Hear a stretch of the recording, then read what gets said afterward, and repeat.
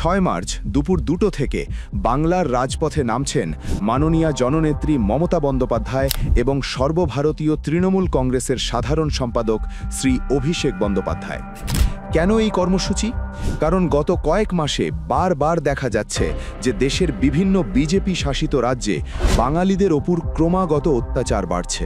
শুধু ভাষার জন্য, শুধু বাঙালি পরিচয়ের জন্য মানুষকে অপমান, হেনস্থা, এমনকি হামলার মুখে পড়তে হচ্ছে।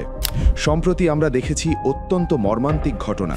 সুখেন মাহাতোকে শুধু বাংলা ভাষায় কথা বলার জন্যই হত্যা করা হয়েছে। প্রশ্ন উঠছে, এই দেশে নিজের ভাষায় কথা বলাও কি এখন অপরাধ? এর পাশাপাশি বিজেপি শাসিত বিভিন্ন রাজ্যে তপশিলি জাতি ও তপশিলি জনজাতির মানুষের ওপর অত্যাচারের ঘটনাও ক্রমশ বাড়ছে। সংবিধান যে মর্যাদা ও সুরক্ষা তাদের দিয়েছে, বাস্তবে তা বারবার লঙ্ঘিত হচ্ছে। আর এর সঙ্গেই রয়েছে এসআইআর প্রক্রিয়ার নাম করে সাধারণ মানুষকে হয়রানি করার ঘটনা।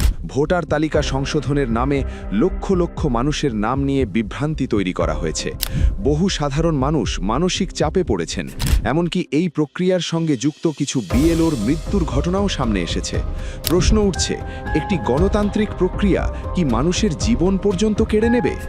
এই সমস্ত ঘটনার বিরুদ্ধে প্রতিবাদ জানাতেই রাজপথে নামছেন মমতা বন্দ্যোপাধ্যায় এবং অভিষেক বন্দ্যোপাধ্যায়।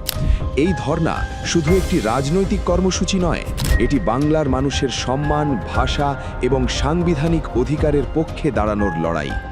বিজেপির বিভাজনের রাজনীতি, ভয় দেখানোর রাজনীতি এবং গণতন্ত্রকে দুর্বল করার চেষ্টার বিরুদ্ধে বাংলার প্রতিবাদের কণ্ঠ আরও একবার রাজপথে উচ্চারিত হবে।